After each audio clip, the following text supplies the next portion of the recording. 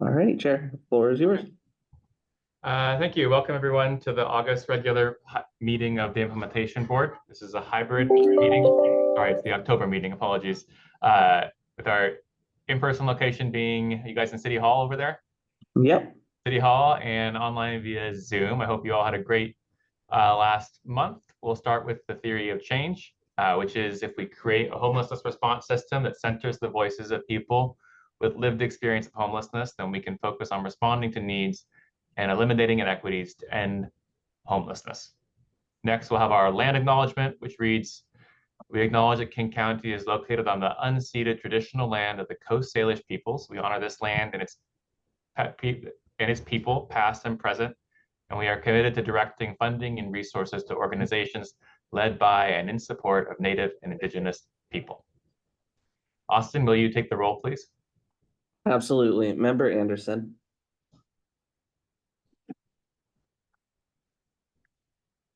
Member Anderson? I am present. Thank you. Thank you. Member Caminos. Member Carvalho. Member Watt. Chair Moritz. Present. Member McHenry Jr. Present. Thank you. Member Patnow. Member Floyd, who I believe is being filled in by Marvin at this time. Is that correct, Marvin? Here, yep. Thank you. Member Reddy. Present. Member Ross. Present. Member D. Howdy, Mike D here representing the lived experience block here. Thank you. And finally, Member Brandon. Here. Thank you. Chair, we do have quorum with Excellent. 8 present. Excellent. Thank you, Austin. So we will have public comment. Each member of the public will get 2 minutes. If you're in Zoom, please raise your hand now and we'll call on you in the order received. If you're in person, just make yourself known to Austin. Before we do public comment, we will do our consent agenda and our CEO update. I would like to ask if there's a motion to approve our consent agenda, which has our most recent, I believe, August regular meeting minutes.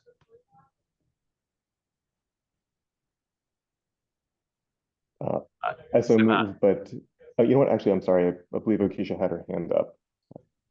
Okisha, is that a motion to approve the minutes?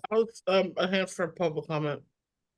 Oh, that's for comment. Okay, we can get to you in a second. Before we do that, let's just get through this piece. Is there a motion to approve the minutes from last week? Move approval of the minutes or the consent agenda, which includes the minutes.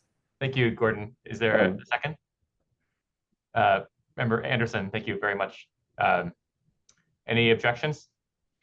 Chair? Yes, Simon. I would like to make a motion to addend the agenda to include a 15-minute discussion at the end before adjournment on the role of KCRJ and discussing the local legislation. So I'm happy to entertain that. Do you mind if I just close this consent agenda thing real quick? So. Oh, right. Sorry, I was adding in a motion to an addendum to the consent agenda, is what I thought I was supposed to do. Yeah. Okay, this is more advanced than for me, Austin. What? So we just need a second, and then we need to approve of Simha's motion to add that, and then we'll do the full consent agenda. I believe Mike D has his hand up. There's a difference between the consent agenda and the proposed agenda. So the consent agenda, this just has the minutes on it. Mm-hmm. And so if we don't have a second, I second that and would suggest that the other motion be tabled for the moment. Yeah, until after. So yes. Mike, sorry, apologies so we'll just close the consent agenda thing and then we can amend this agenda. Is that right? Yes, that's correct. Okay, great. So I'm going to ask for we have a motion in a second to adopt the consent agenda, which has the minutes from last week. Any objections to that? No. If not, then we will consider that adopted. And now we can move on to Sima's motion to amend this week's agenda to add a 15-minute discussion at the end. Right? Chair, sorry. Point of clarification. I'm going to abstain, even though I moved it. I'm going to abstain from actually approving the minutes because I was not present. So just note Gordon abstaining from approving the minutes. Yield back the floor. Thanks. Awesome. Thanks. Austin, you got that? Yep. Okay, great. Okay. Is there a second for Simha as a judge? Or Mike, is this your hand still up for the same thing or what? It's up for something different. Two things. I want to second the approval of the consent agenda and the minutes. But I also want Marvin to be brought back as a panelist. I know he may not vote since we're all here, but he's still allowed to make comments and participate in discussion. Member Deep Marvin is actually here at City Hall as a participant here in City Hall. Great, thank you. Yeah. Even better than a panelist. Great. Okay. Should we ask for a second, or should we ask for Simha to I second expand on his that motion?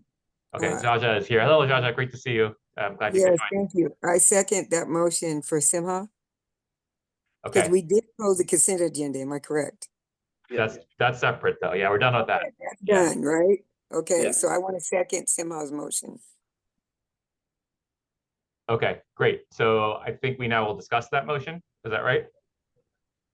So we're discussing the motion to add a 15-minute discussion at the end of the meeting. Simha, do you want to just maybe open that up? Yeah, briefly. So I think something that KCRHA faces often is this question. Well, many of our local governments, whether King County or cities they're in, will sometimes pass legislation that affects people, has a disproportionate impact on people experiencing homelessness. And as KCRHA is intended to be essentially a body of experts and carry expertise on homelessness. And we have, I believe, a role and a duty in commenting on legislation that could have a significant impact on our clients, frankly. I think we're stuck in a situation now where when we comment, like if our agency were to comment or to stay silent on any proposed local legislation that might affect people experiencing homelessness, that's taken as a vote of approval, essentially a tacit, either tacit approval or approval of whatever that legislation might be. And I think we need to better codify our KCRHA's role in providing expert opinion on legislation that could affect the people we serve. And so I'd like to discuss that in further detail and potentially propose a resolution regarding that. Okay, so just to be clear, we are now discussing whether or not we want to discuss that motion. Is there any discussion on whether we want to have a discussion? Anybody else? Is there any objection to adding a 15-minute discussion at the end of this meeting? If not, then I think we can consider that approved, and we'll have that discussion at the end of the meeting. And I think the next item is the CEO update, unless there's any other comments. Great. Thank you, Simha. Appreciate that. Thank you, everybody, for your patience. Kelly, the floor is yours. Thanks, Ben. Good afternoon, everyone. So nice to be with you today, even if virtually. Last meeting, I had been in this position for 2 weeks, and now 2 months. Feels like both 2 days and 2 years. So we've got all the timeframes covered. I'm really settling in, have met with a lot of our service provider partners and many others who've been extremely generous with their time and insight and expertise. I've also spent a lot of these first 60 days assessing KCRHA and the health of our agency and taking actions to assure that we are strong moving into 2025. So I wanted to highlight a few of those pieces. The first is we get closer and closer to the launch of our new Salesforce system, which is replacing the old grants management system, which was called Flux. Flux was extremely clunky and problematic, and we got a lot of feedback on it from providers. It's how we keep track of our agency's input and output in terms of our finances, and it's how we invoice and get invoiced. And so Salesforce is going to be a huge jump forward in terms of transparency for providers and what's happening with their contracts, what's happening with invoicing. It'll be how we work our RFP processes. We're holding a series of trainings now for providers and getting their input on how the system is working for them and making tweaks as we can. As with all big IT sort of rollouts, there are a lot of bugs to be worked out. And so we're really pleased to have our partners leaning into that and working with us to make sure this really streamlines this finance piece so that we can focus on doing the work and have our partners not caught up in a clunky system. We have a Salesforce resource page on our website for providers, and we'll be continuing to do trainings as the system gets rolled out. We have also, the finance team has also been participating and working on our 3 annual state audits. 2 are complete. We have 1 more to go. I know board members have been invited to participate in those meetings and have visibility there. Some of the key highlights from the audits that are complete is that our internal controls over our financial reporting have made significant improvement, and there were no material weaknesses identified. We've also made a lot of progress in enhancing our sub-recipient monitoring and compliance. Again, that's really crucial for our federal awards that have specific requirements for what needs to be available there. We have done a lot of work to make sure that our sub-recipient monitoring is meeting federal requirements. That was a previous issue, and so we have largely addressed that. We are also very excited to move into some of our new fiscal processes associated with the new interlocal agreement, which, as many of you know, passed King Council unanimously at the meeting yesterday or day before yesterday. This amended ILA reaffirms the city and the county's commitment to a regional approach to homelessness and creates the single oversight board to improve our coordination, accountability, and transparency. And that will go into effect in January of next year. And just finally, I wanted to share, after 60 days, sort of the next piece of work that we have teed up. A lot of that is about ensuring our policies and procedures, which are not currently clearly documented, and slowing down our work to get folks inside are current and clear, and that everyone is trained on the pieces they need to be trained on to do their work. So that is a not super exciting external thing, but something that's really critical, again, for the health of the agency, our ability to do our main business with excellence, and to make sure that providers are getting supported in the way that we want to be able to commit to support them. I've also been looking at our existing contracts and looking at how we manage those internally across a number of different groups, depending on where the contract is in its life cycle. And I'm participating in my first budget season with the city and county, overseeing our questions largely from Seattle City Council right now, and learning a lot about our process there, and ready to really lead development of my first budget in the coming months. So thank you all for your support and partnership in all of this work, and I'll take any questions you may have. Excellent. Thank you so much, Kelly. Any questions or comments from anybody?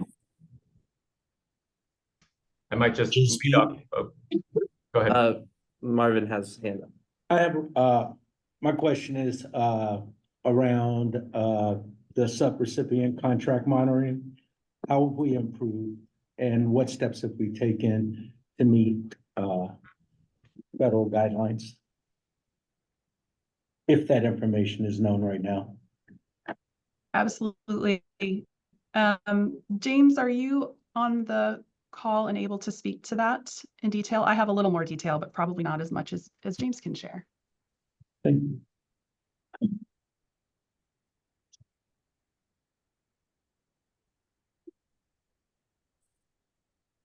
James, you've been elevated to panelist. Thank you.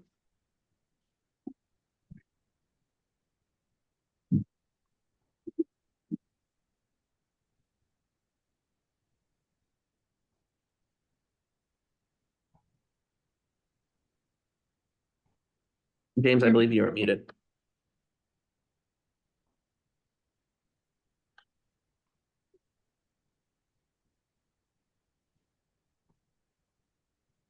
Can you hear me now? Okay. Yeah. Yeah, when we switch from Teams to Zoom, settings in your speakers and microphones all get messed up. So anyway, thank you for elevating me.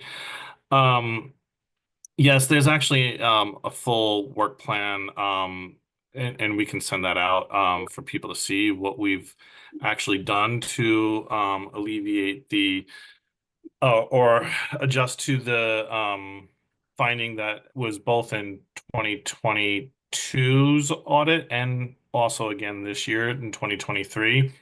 But just to kind of give a quick like summary of it, that finding in 2022 happened about this time last year, right? And so there was not the ability, we didn't have the personnel or resources to fix all of the 2023 contracts, all of our subrecipient awards, and get them signed by our providers before the end of 2024. So it was still a finding this year in 2023's audit because some of these items that were missing from our subrecipient rewards, we did get them all added to the contracts, but contracts didn't get signed by our providers until early 2024.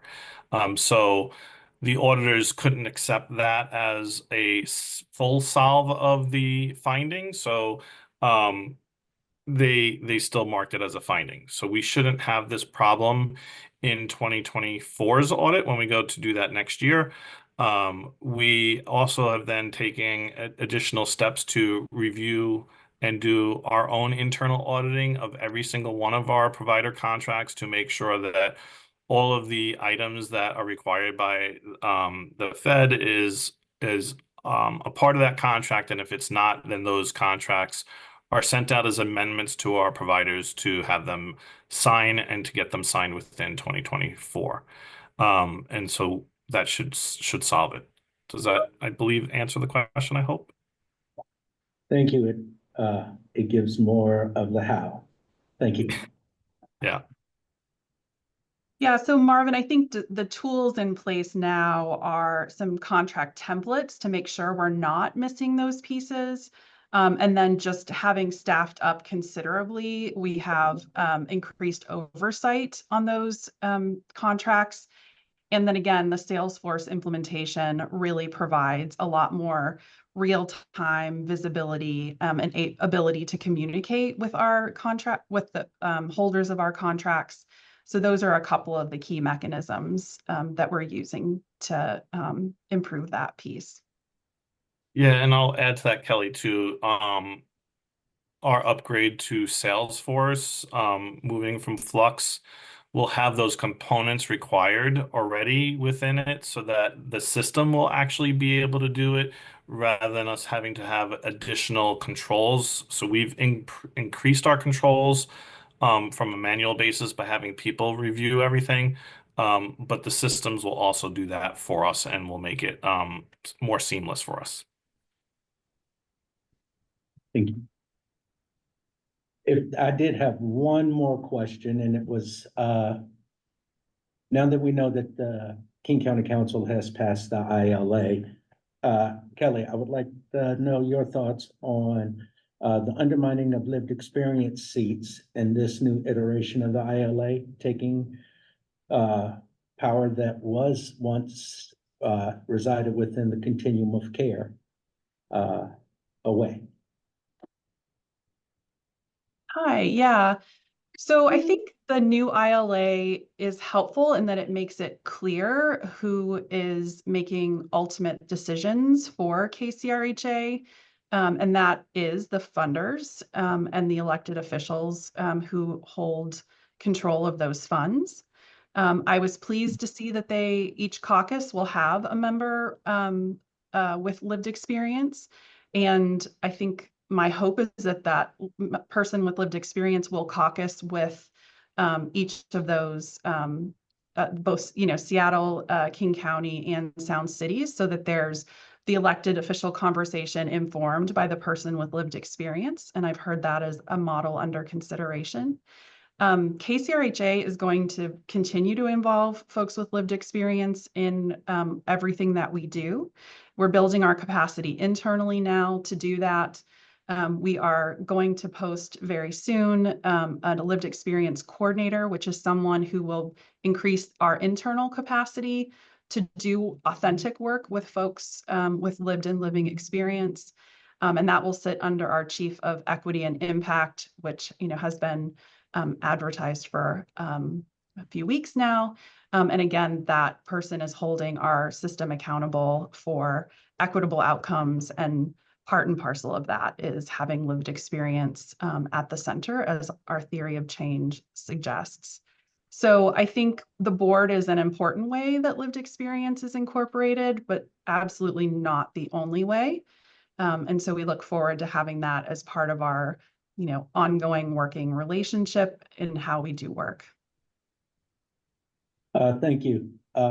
Just as a closing thought, thanks for answering the question. I wasn't expecting necessarily to get such a detailed answer. I will offer the role I've always tried to represent in my work on the boards is more than just lived experience. It's as a historian.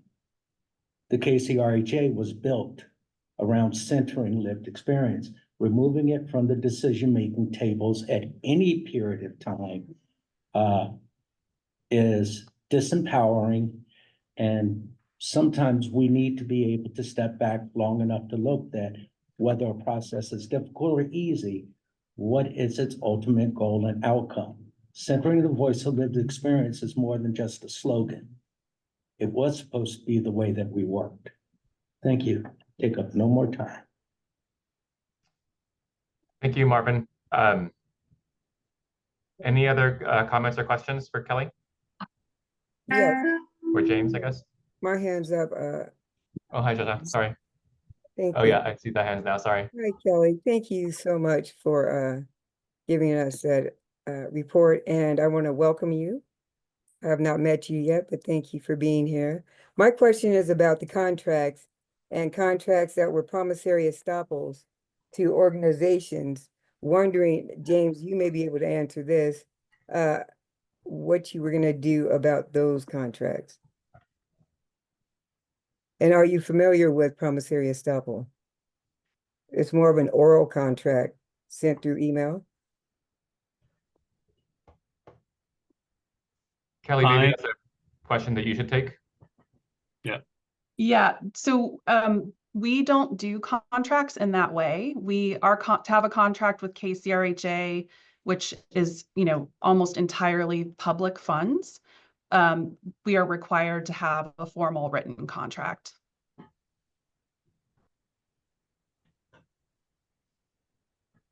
And okay, and so I guess I'm trying to figure out if work was done for the KCRHA and they did not have a written contract, but one that is a promissory estoppel, you are saying that you would just ignore those contracts? Yeah, Those folks who did work for the KCRHA would then just be dismissed? We don't have any contracts that are other than formal written contracts, because we can't pay anyone anything with public funds without that formal signed contract in place. So no one should be doing work for us without a signed contract. That's not a situation that I'm aware of right now.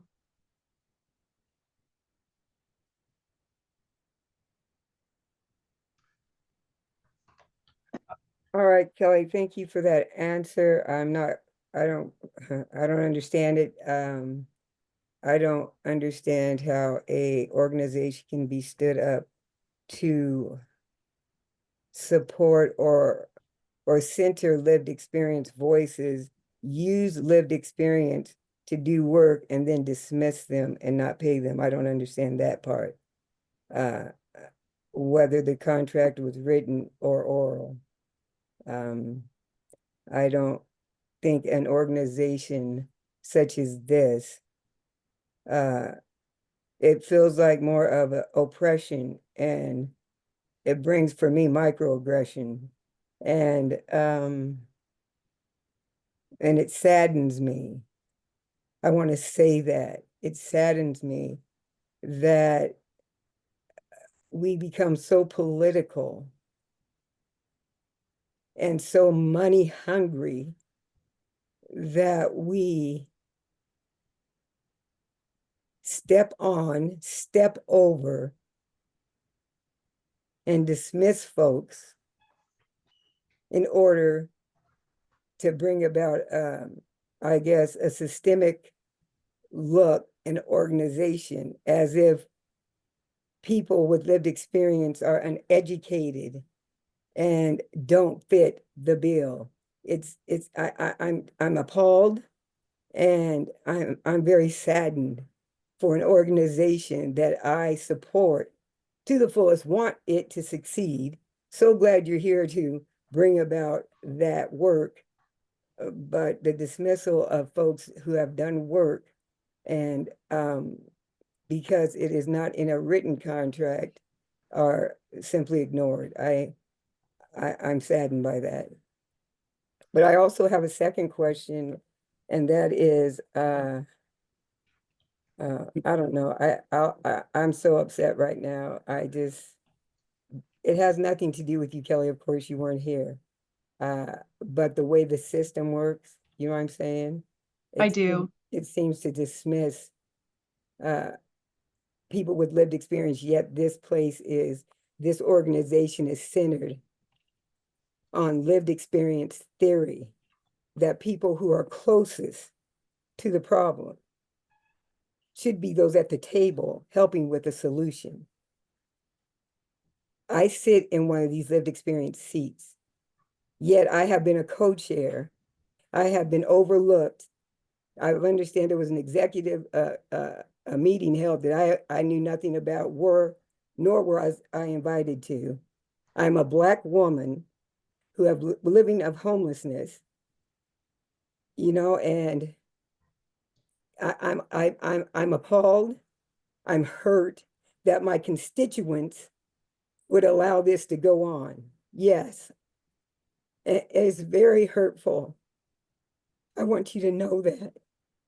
I've been affected in many ways. I was the primary caregiver for my husband as this was unfolding. Yet I was one of those people who was dismissed because there was not a written contract. And I struggled, and am still struggling. You know, it's not anything personal, but it's for the good of the all. So is this the precedent we're setting? And then I'm going to leave it at that and allow us, Ben, to continue with the facilitation. Thanks, Jaja. Well, go ahead. Yeah, please, Kelly, if you wanted to respond, go ahead. And then I think we are probably veering past the CEO comments topic, so we may need to have a longer conversation elsewhere on this. Absolutely. I just wanted to make sure, Jaja, you know that we did include you on the invitation, and are very sorry that you weren't there. Please check for that. And if you didn't receive it, we would really need to remedy that. We do compensate folks with lived experience when we ask them to do labor for KCRHA. We have a number of ways that we have done that historically.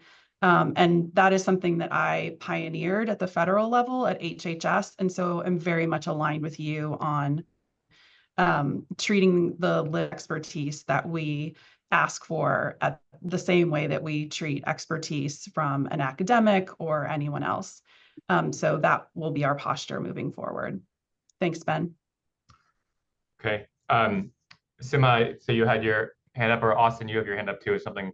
I believe Simha was first. Oh, okay. Oh. Simha, are you there? Yeah, I'm here. Sorry for the delay.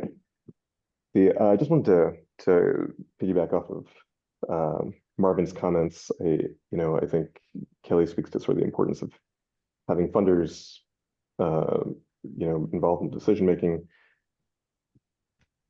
I guess one of the things that I think is going to be really important as we go forward. Fundamentally, ILA is a decision between the city of Seattle and King County. They've decided this is the route they're going. I'm glad they're going to continue KCRHA and allow it to continue doing good work. It is going to be exceptionally important that the advisory committee, that the continuum of care board have an important place in the proceedings ahead. Frankly, a little disappointed that as a major funder, the continuum of care board is not on the does not have a specific seats on the governing board. But we are where we're at, and I just want to raise up the importance of really respecting the continuum of care board, the work that it does, and the experience that it carries, both in terms of lived experience, that customer experience, the client experience, and that of providers. So.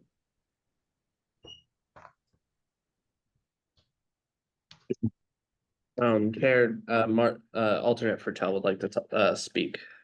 I wanted to support Jaja, and I want to echo that the impact that this has made always.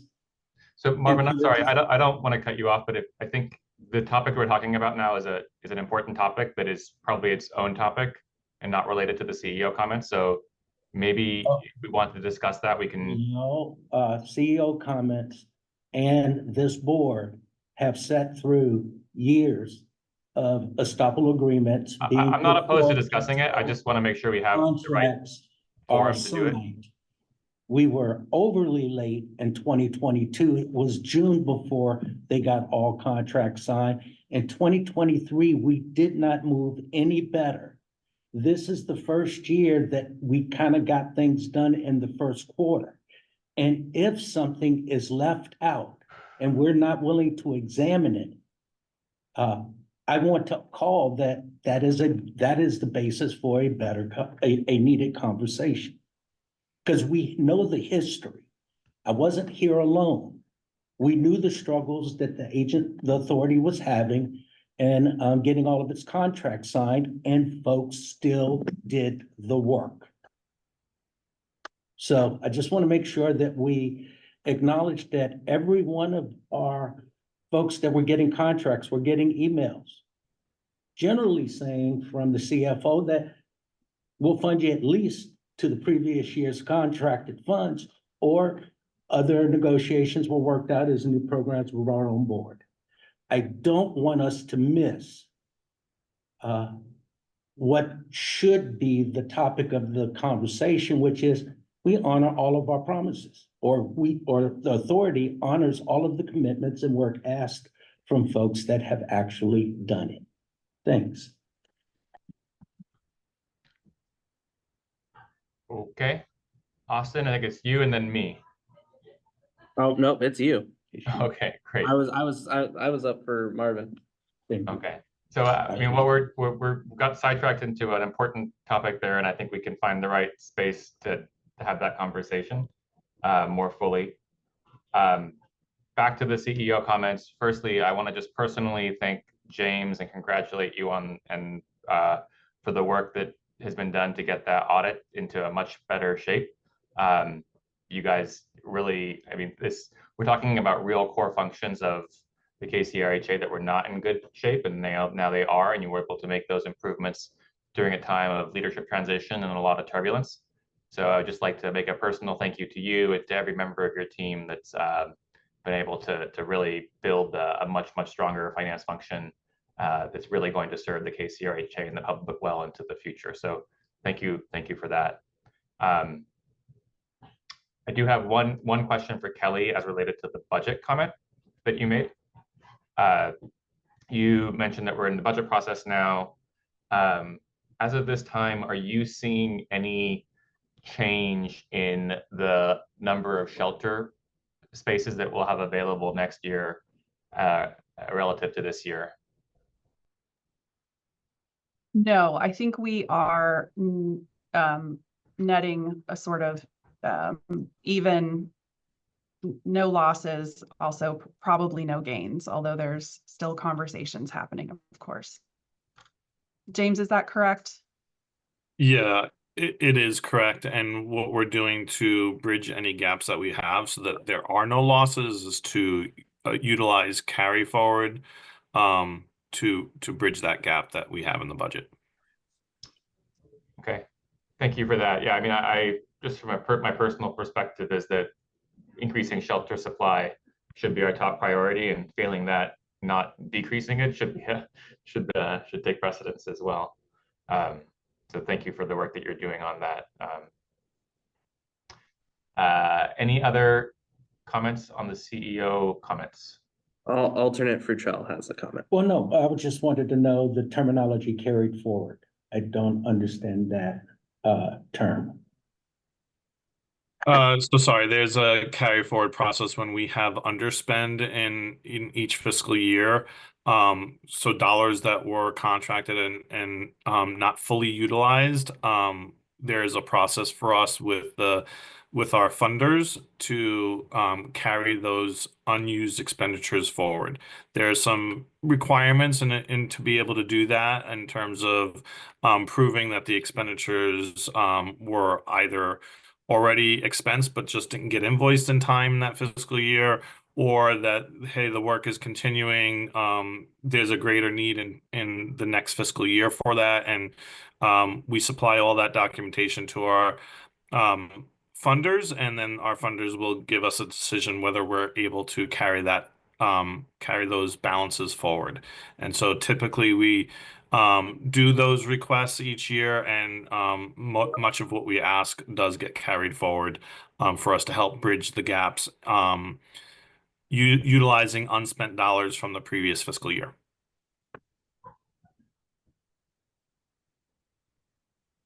Okay. So with I'm that, I sorry, think we Dan, to can move. speak out of turn, but James, what is, you just explained a terminology. What was the terminology? Carry forward. Carry So forward? there's a carry forward process in which we take unspent dollars from Right. from the previous fiscal year and move it forward into the next fiscal year. Yes, thank you. I understand that. Thank you so very much. I must have missed it. And Chair, I believe confused. Member Yeah. Anderson has his hand up. Pastor Carey, please. Thank you. I just wanted to ask, so first of all, make a comment. It sounds, Kelly, that you came in with both feet on the ground, running fast, and appreciate that. Look forward to meeting you. I haven't had the opportunity yet to meet you personally, but I'm looking forward to that. But with some of the gaps that we're facing, what's the impact on staff that's in the field?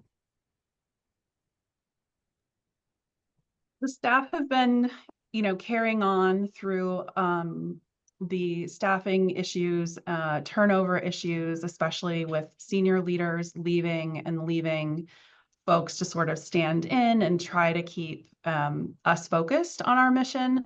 But of course, folks are doing things with a lot of good intent, but you really need strong leadership in place to do this mission well. And so we are communicating a lot with staff about the clarity of mission that we have as articulated in the ILA and in convenings with partners, making sure that folks have the tools and guidance they need to do their piece of the work that contributes to the mission, and basically making sure every administrative dollar is going toward that core set of work that will get more people inside.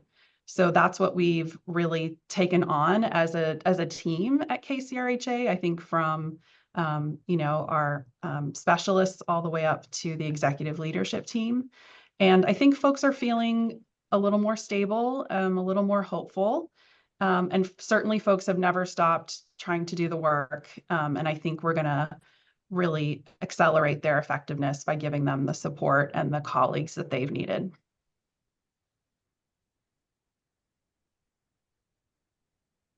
Thank you.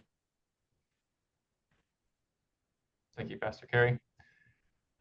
Thank you, Kelly. Austin, would you like to move to public comment? Absolutely. Public comment will now be open. We don't have anybody anymore in Seattle City Hall that would Sheila. That would like to provide public comment. So we'll be starting immediately off within Zoom. First up we have is Maria Lynn Arns. Maria, you've been given permission to speak. If you'd like to unmute, test your mic, and then your 2 minutes will start shortly after that. Can you hear me? I can, Maria. Okay. My name is Maria Lenarns. I'm a community advocate. I'm the founder and executive director of Jimmy's Place. I'm the vice chair of HCHN. I'm the chair of the EFSP board, and I'm on the advisory board for SCIP. My concern is, and I'm a former member of LEC, my housing has been at risk since all this happened with KCRHA not paying. And it's a traditional thing that you guys don't pay right away. So we did do the work. So I want to tell you that it has not only caused me physical stress, I've had 2 medical emergencies directly related to the stress that I'm under for not being able to meet my needs. I was stably housed until this fell through the payments. Every month I have a bill that is in shut off notices. And I know that I'm not the only one. And I just feel like, because that Meg sent that email out and did say that they would fund LEC at least at the rate that they were funded the previous year, that should hold some weight.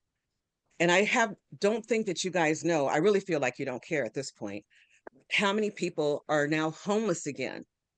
How many people have committed suicide behind relapsing into drugs and alcohol? And to say that this isn't how we conduct business for the CEO of KCRHA, I find that unacceptable. And I feel like we don't matter. People with lived experience don't matter. I myself, I don't mind going back in the streets because I have a car. I've been able to maintain my car, one of the few bills I do pay. But my concern is the people that don't have that resource. It's not okay. We did work in good faith. We worked side by side with a lot of your people. We did exactly what was asked. And it's not so much being disrespected as a Thank worker. you, Maria. Your 2 minutes is up. Thank you. Next up we have is Elizabeth Malpin. Elizabeth, you've been given permission to speak. If you want to unmute, test your mic, and then your 2 minutes will begin shortly after that. Hello, can you hear me? I can, Elizabeth. I'm Elizabeth Maupin. I live in Issaquah. I am a member of the Continuum of Care Board. I coordinate the Issaquah-Sammamish Interfaith Coalition. I want to speak to the question of fairness and fidelity to the theory of change that calls for centering the voice of those most impacted by what you're doing. The KCRHA, in my view, is violating public trust by refusing to honor past commitments to people with lived experience for work contracted and done. This makes it hard to trust the KCRHA moving forward. Please understand in equity work how we treat our BIPOC, LGBTQIA, and other people who are unhoused does not impact them alone. What happens to any minority group affects us all. It seems that all the poor are of any race or ethnicity are at the mercy of the system. What you are doing in not honoring the Lived Experience Coalition work done undermines public trust in our systems as a whole.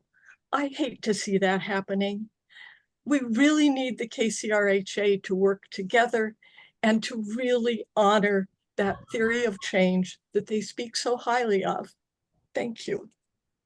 I concede my rest of my time. Thank you, Elizabeth. Next up I have is Zoom username T, the letter T. T, if you would like to unmute, also if you would like to provide your name, that'd be greatly appreciated for the record.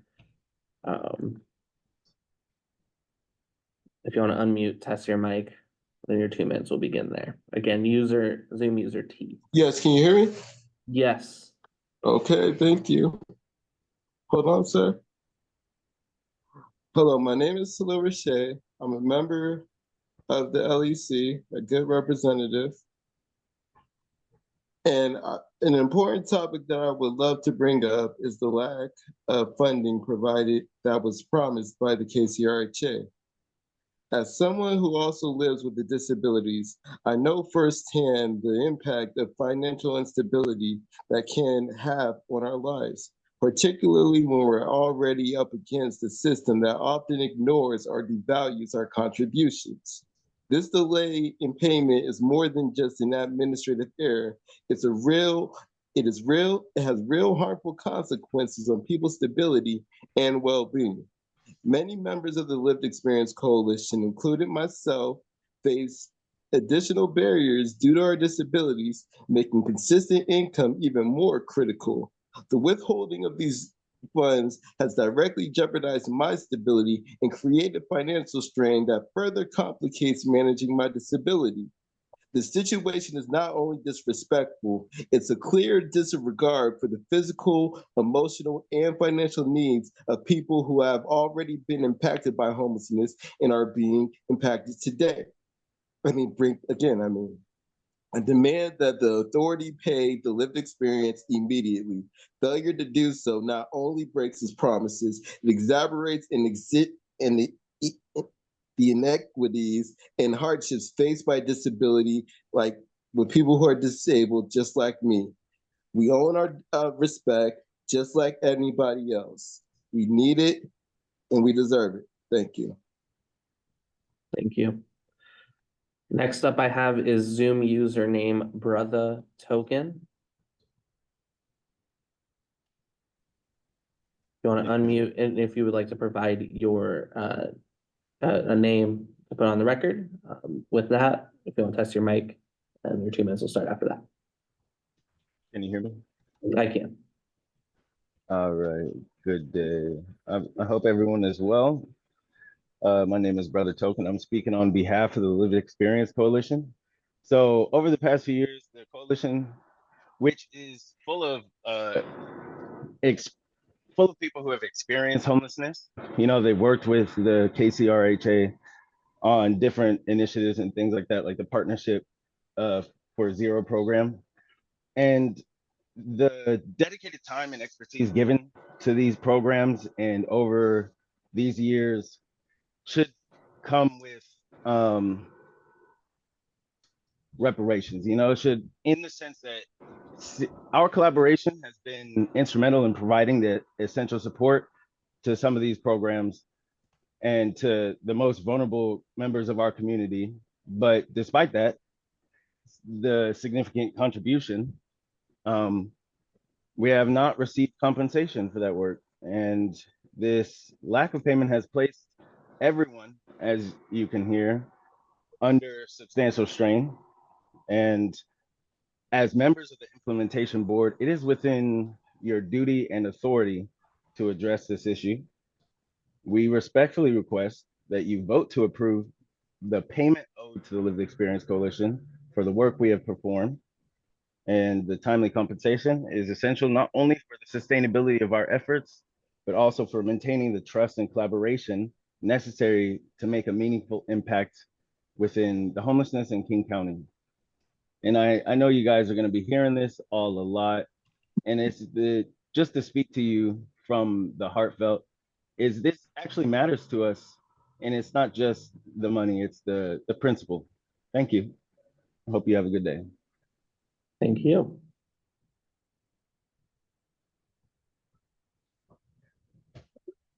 Alrighty, next up we have is Courtney. Courtney, if you want to unmute, test your mic, and if you'd like to provide a full name for the record. Yes, thank you. Testing. Yeah, I hear you, Courtney. Courtney Love with the Lived Experience Coalition. I stand in solidarity with my comrades who've already spoken and those yet to speak.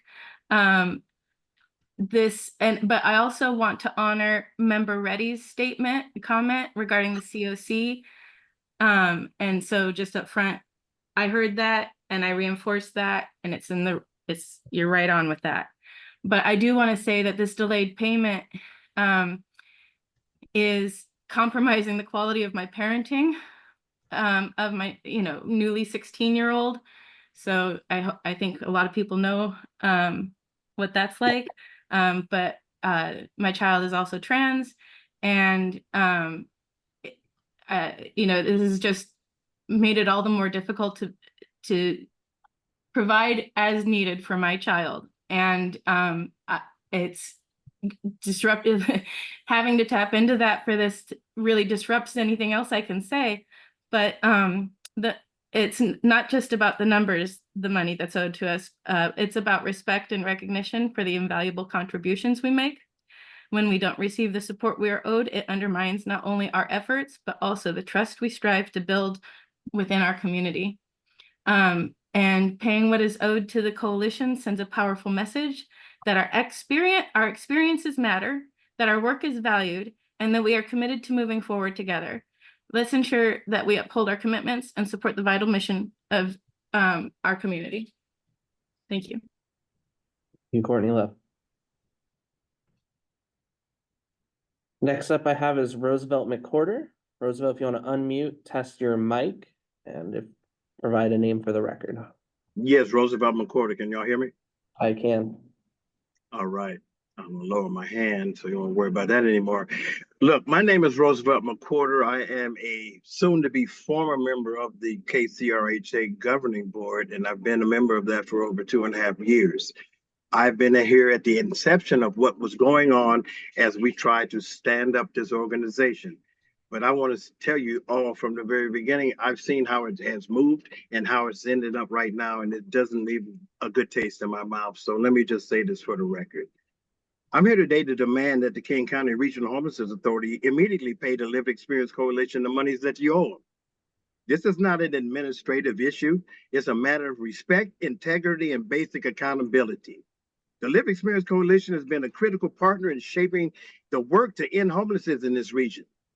We have shown up time and time again, bringing invaluable expertise and lived experience to the table. Yet, despite our commitment to and contribution, we're being met with delays and broken promises.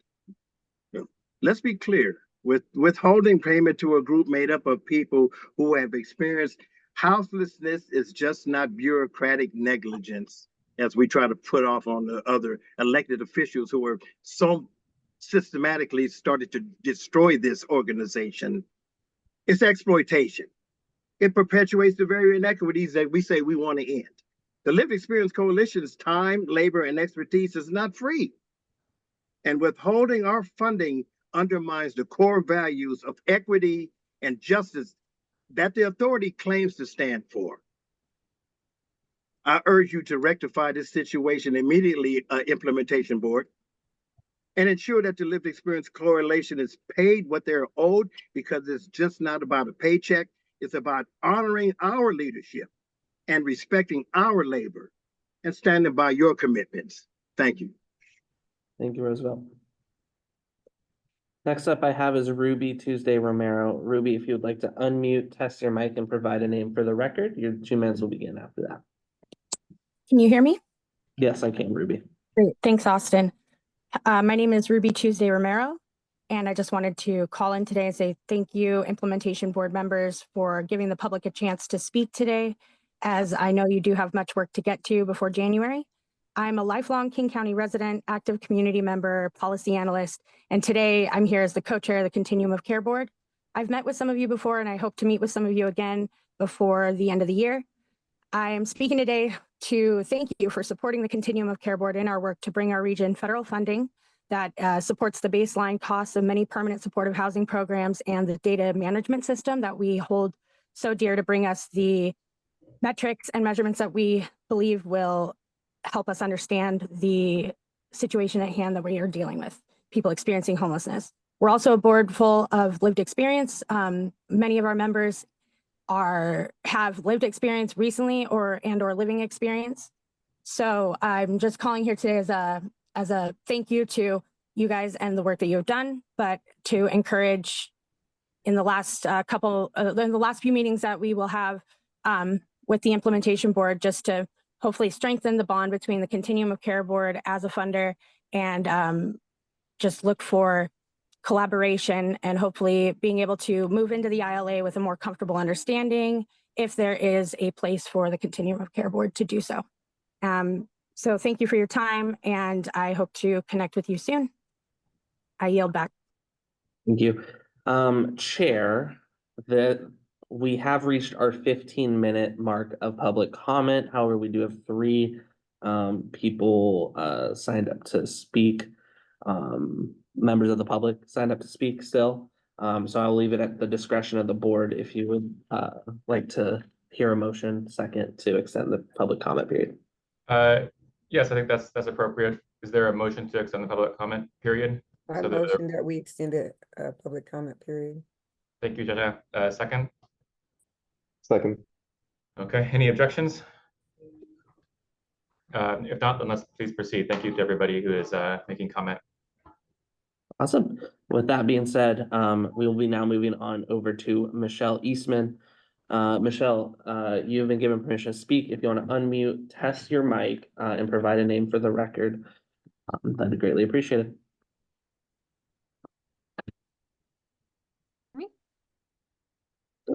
Michelle, can you test your mic one more time?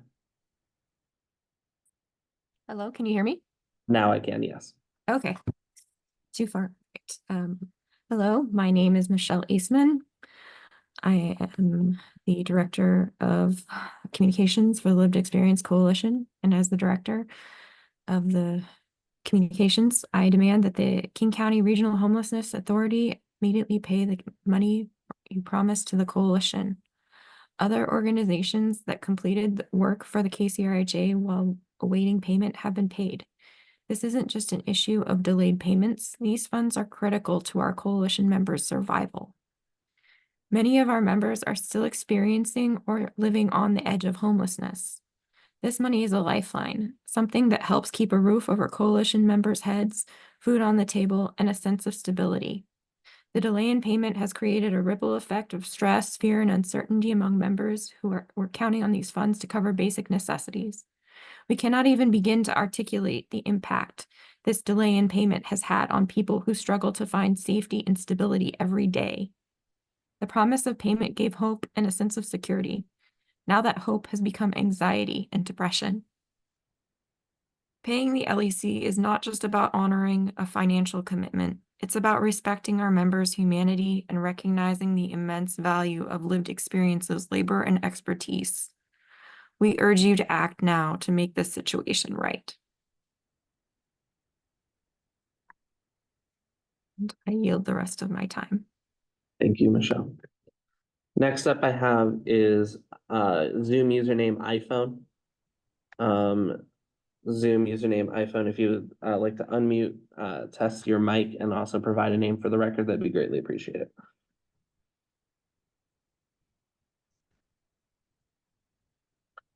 Zoom user iPhone. Can you hear me? Yes, I can.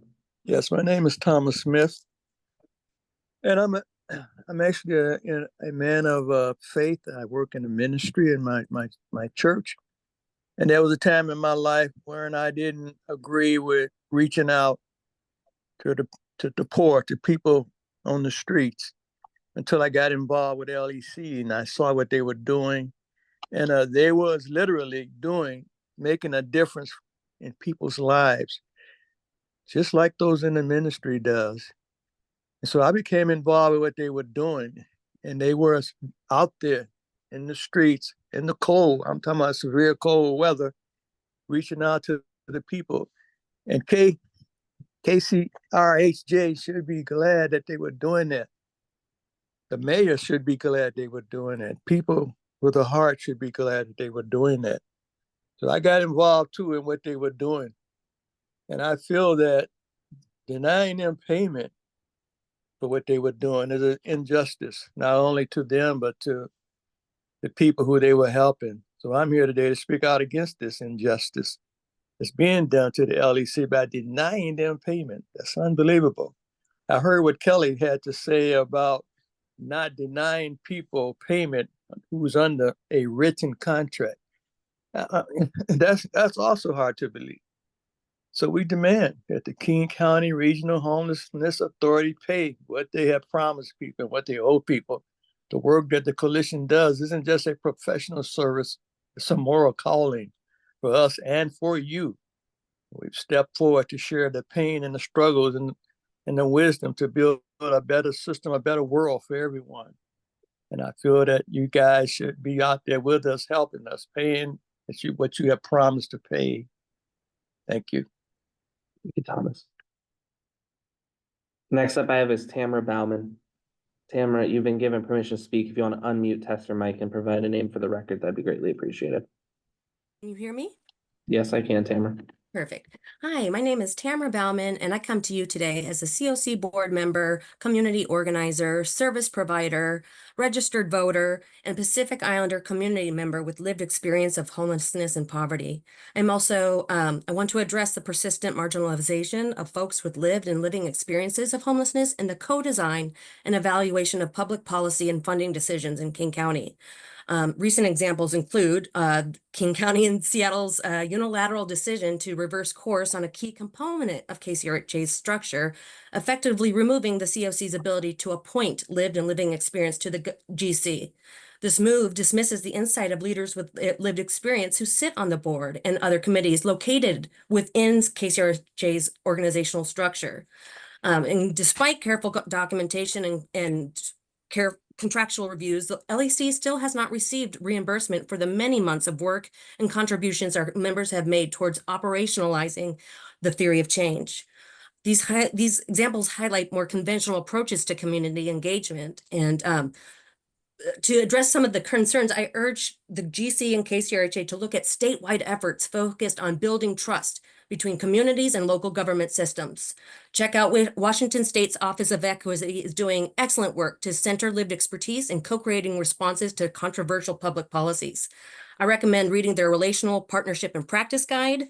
Also, I want to remind you of the second substitute Senate Bill 5793, which was signed into law by Governor Inslee on 3/30/22, became effective in June of 2022, and it states the legislature finds that equitable public policy discussion should include individuals' lived experience impacted by that policy. And I believe we can achieve positive outcomes when we lead with lived and living experience and are supported by the systems and infrastructure necessary to solve homelessness. And I wanted to end on a MLK quote. Sorry, Tamara, but your 2 minutes is up. Thank you. Next up I have is Gail Emanuel. Gail, you've been given permission to speak. If you would like to unmute your mic, test it, and provide a name for the record, that'd be greatly appreciated. Can you hear me? I can, Gail. All right, my name is Gail Emanuel, and I'm with Jimmy's Place and was with Lived Experience Coalition. I'm a 67-year-old grandmother. I also was down in the trenches with those people day in and day out, crack it down in the morning. I'm serious. o'clock in the morning till 9, 10 o'clock at night, going to the encampments and to around the city to deliver supplies, encouragement, anything that was needed to help them, the homeless. And yet we were told that these services were provided. We also did the hoteling as well. These services would be paid for by KCRHA. It breaks my heart that we're just passed over like we're nothing. And there was more of us down there than anybody in KCRHA was. We were more down there working with the homeless than I've seen anybody from KCRHA ever do it. You have your mobile homes and all that stuff, but It's just that I just can't believe that you guys are really this type of an organization. I mean, when I first started, and I believed in you guys. I believed in KCRJ. I truly did. And now I don't know who and what you are. And I just think that you just need to go ahead and do whatever it takes to give back to those people. I mean, I almost lost my car because of this. And I struggle, and I'm still far behind. Believe it or not, I'm still behind because of the fact that I'm not paid what I was paid what I was still owed. But not everybody had the option of being able to borrow from their mom or try to make ends meet doing this for it, or Thank to you, get to Gail. a food bank. Your 2 minutes is concluded.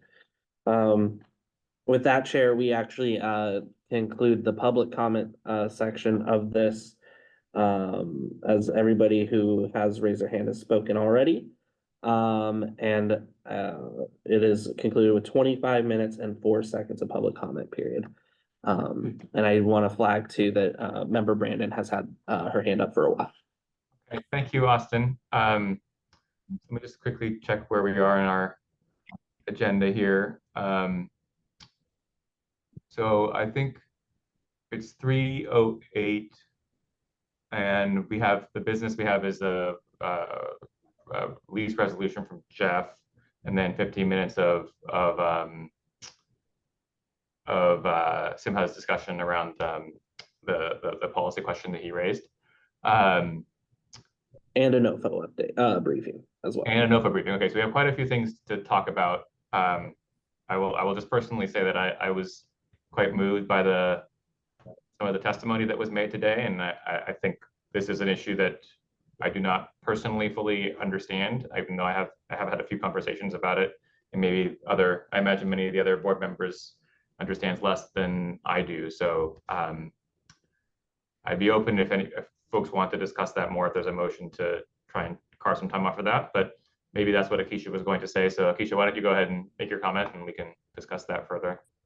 Yes, my comment. Well, first off, I'm gonna state my name for those that don't know. I'm Keisha Brandon. She, her pronouns. One of the founders and co-chairs of the Lived Experience Coalition, and a board member of this here implementation board. But it doesn't stop the harsh realities that I've been living. Rage is warranted, but where would that get me? Imagine being able to take a vacation once or twice a year. I don't know what that life is like, but what I do know is that when you owe money to people that have always worked hard, it brought most of you to this table.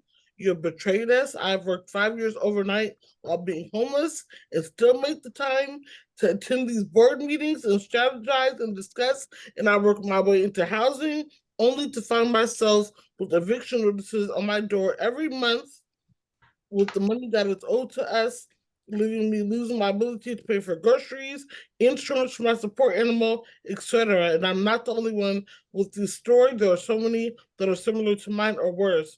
Do what you're supposed to do and not replace us by picking on us and smiling in our faces and plotting against us all the long while you owe us money it was promised. We want our money now, and I don't need pity. I need you to do what's right. So at this point, I am making a motion for you guys to release the funds owed to the LEC immediately.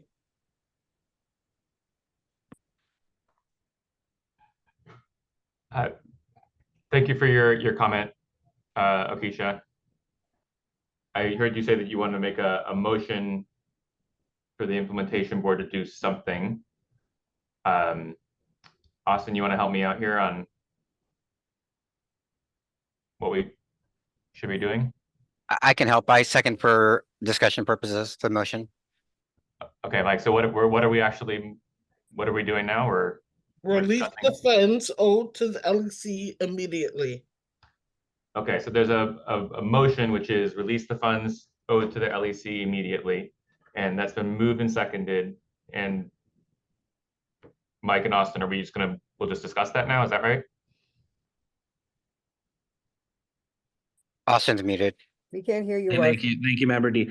So obviously I'm not a lawyer, and this was not planned. I've been trying to look through the ILA, And I do believe that this would have to require a resolution to pass. I'm mainly looking at, sorry, I think it's Article 8, Section Austin, 2. we can Yeah, we can but I do discuss the believe this topic. would- I think yeah.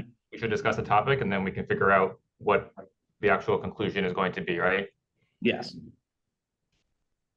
So I would say, because I believe in the ILA that we have to have a resolution to do such, of payment, or I believe there's another term here about,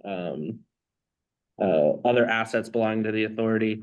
So we, will probably have to discuss, either in an executive session or, offline, and we can discuss what that would look like there.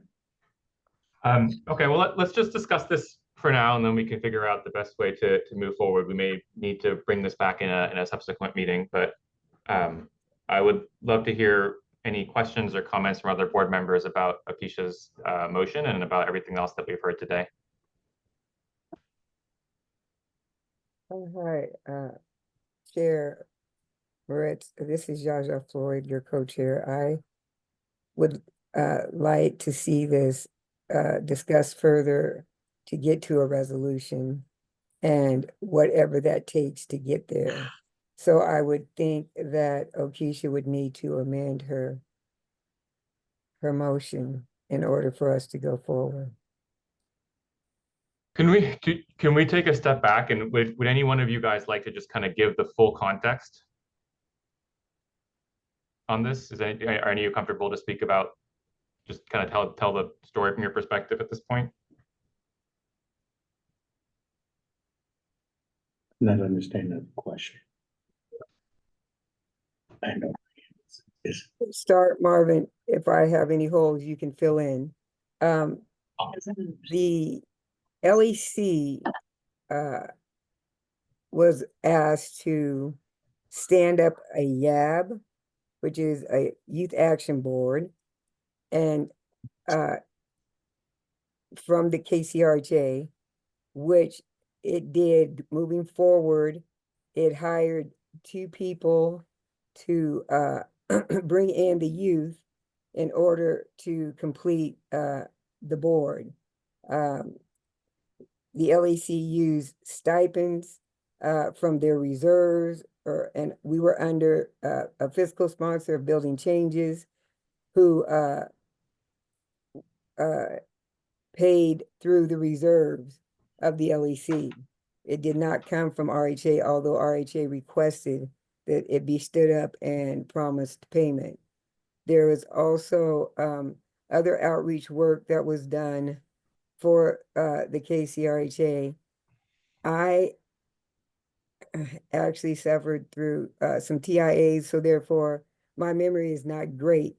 However, we could and will supply the board with all the documentation that was already gathered and I believe sent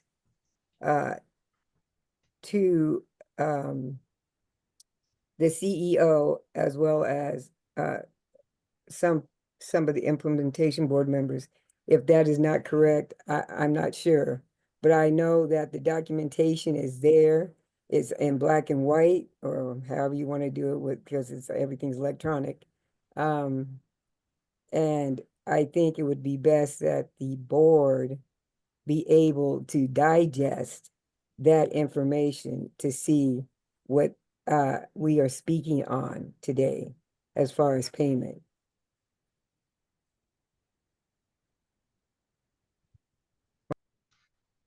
Okay, so I'm sorry, go ahead, Ben.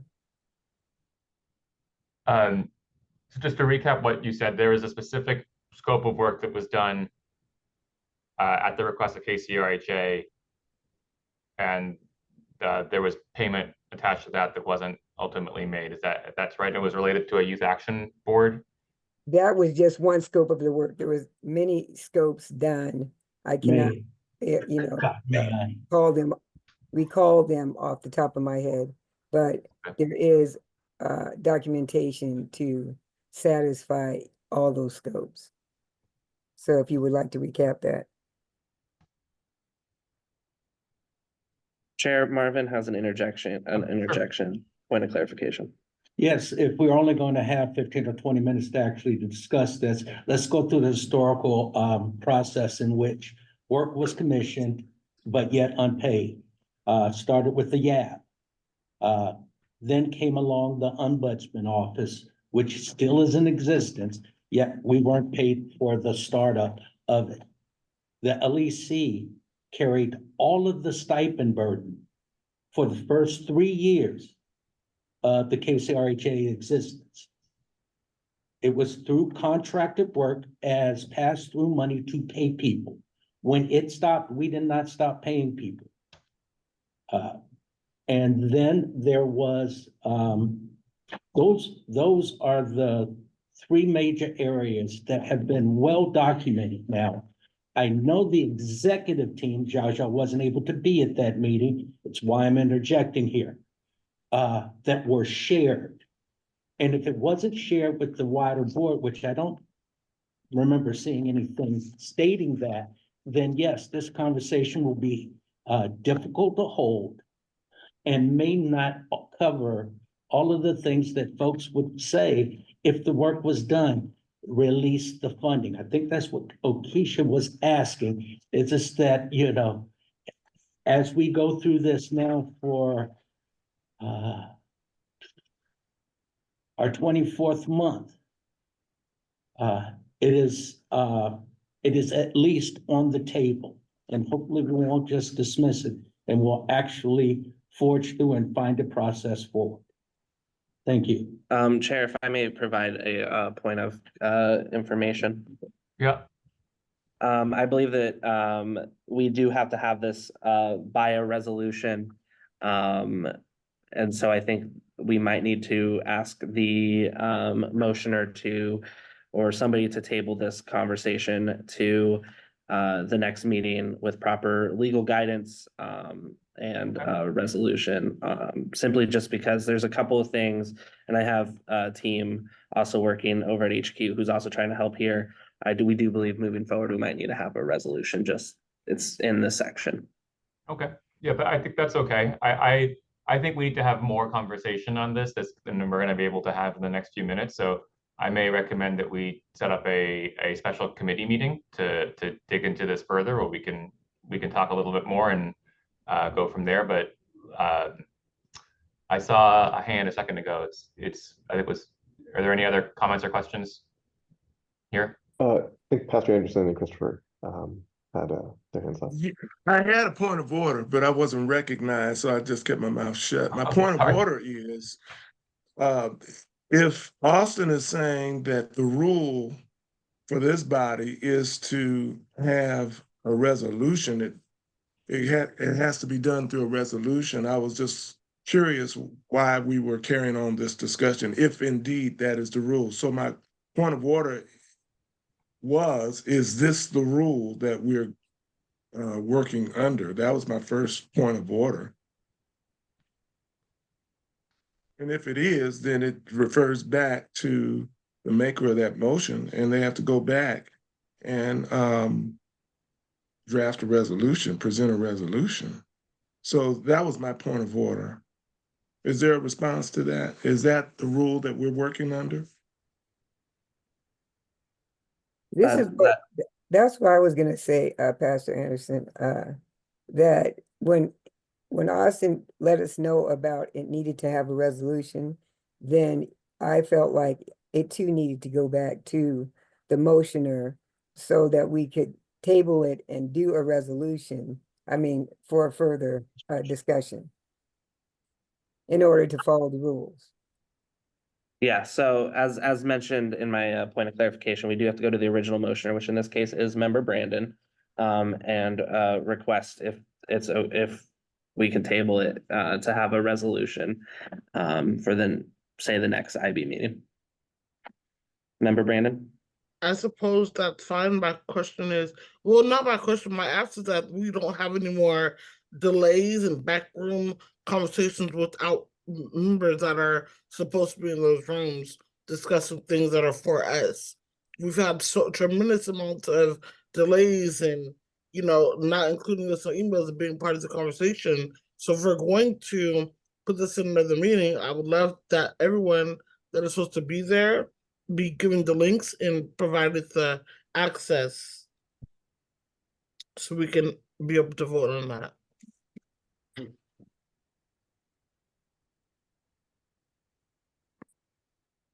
Okay, Christopher. No, so I think that we'll table this for our next meeting. I may suggest that we try and set up a committee meeting where we can talk a little bit more, and those members of this board who are interested can get more engaged. And I think there is an issue related to the role of the board relative to the leadership of the KCRHA here on an issue like this as well that we'll want to deal with too. So with that, do we need to have any kind of procedural discussion now? Marvin has a hand up.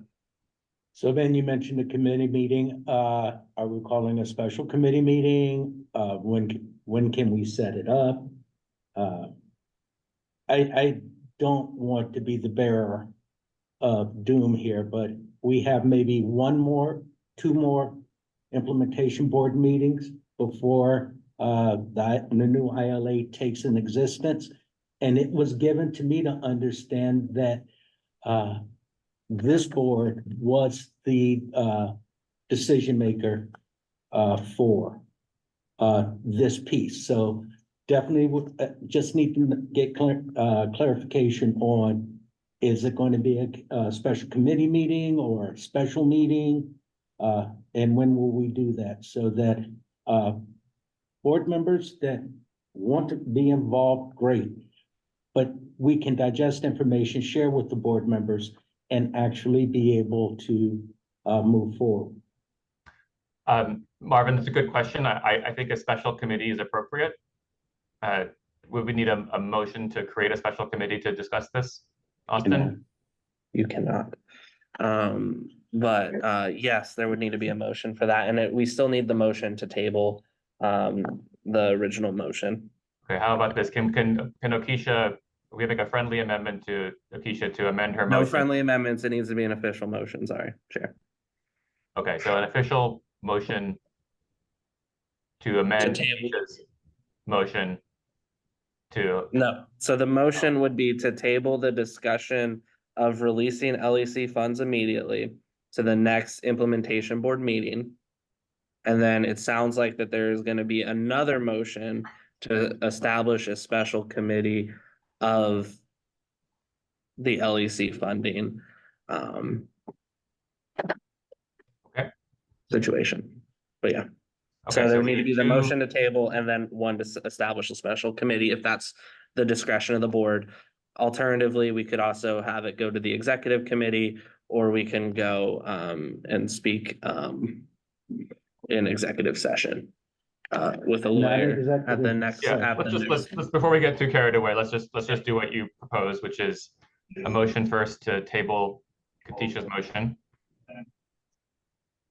My hand's up, Ben, and I was wondering does Okisha Austin need to make that motion?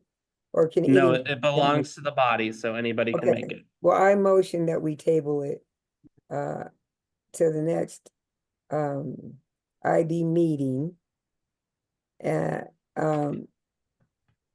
for the LEC to be, what is the wording, Austin? It was just to table the LEC funds being released to the next IB meeting. Table the LEC funds being released to the next IB meeting. And it be public. In the public, yes. Well, yeah, it's another IB meeting, so yes, it would be public. Okay. Anderson seconds that motion. Okay, thank you. Is there any objection to the motion on the table? No, okay. If not, then that's approved. And now for the second leg here, is there a motion to create a special committee to discuss the question of funds owed to the LEC? This is Jaja. I motion that we set up a special committee, I would like to do it in a special session, but a special committee to discuss the funding for the LEC. Okay. Is there a second? Anderson seconds. Okay. Are there any objections to creating a special committee to discuss this question? And are both these are going to be public as well, right? They will be subject to OPMA. So if there's a quorum reached, then yes. Correct. So I think that if I understand correctly, Jaja and I as co-chairs will be able to just get together and discuss the time and place and the membership of the special committee and go from there. Is that okay with everybody? Yeah, Marvin? I just want to be clear, we want to invite all of the board members to it because to have to do this piecemeal has already proven over the time that this delay has occurred to be problematic. So yes, OMPA will be invoked if we have a special committee meeting with more than half the board there so that we can conclude the work that was started so many years ago with such idealism and high standards that we don't leave it in any condition other than the way we found it, which means we pay people for the work that they do. Thanks. I want a motion that is done in public. Just that everything's on the table, everything's transparent, and it gets worked out so that everyone can see what a great upstanding organization that the RHA is in dealing with its commitment to others. Yes, again, as mentioned, we would be following OPMA guidelines to ensure that, well, we are legally sound.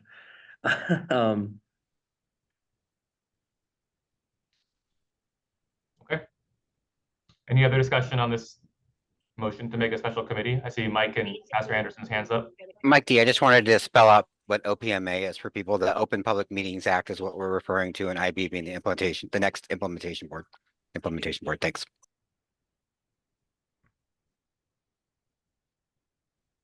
Okay, thanks, Mike. Pastor Anderson? Call for the question. Okay, that means can I That ask? means you vote. That means you vote. Okay, can I ask if there's an objection to the special committee? One last comment before we move to conversation on the special committee, which I know is comprised of the board. I'd also ask that it would be comprised of members of KCRHA so that we have a full representation of both sides of the issue. Yeah, absolutely. That's I think we want to hear from. That's not implicit. I want to make it explicit. Yeah, I don't know that they'll be part of the committee, but we'll definitely want to make sure they're in the meeting, right? I mean, as we do in all of our committee meetings. Okay. Alrighty, so the call to question was made. Question's been called, so it's time for the chair to entertain the moment. So let's do a quick voice vote. Is that all in favor of the motion for the special committee, please say aye. Aye. Mike D, aye. Aye. All opposed say nay. Okay. Thank you, everybody. All right. Right away, lease. Jeff and Sean, you with us? I am here. Give me just a moment and I will share my screen. I'm sorry, Chair. Can I just say real quick that the LEC Leadership Committee should be part of the committee that discusses this? Sure, Jaja, you and I can discuss offline the best way to set up that committee meeting for success. Thank you so much.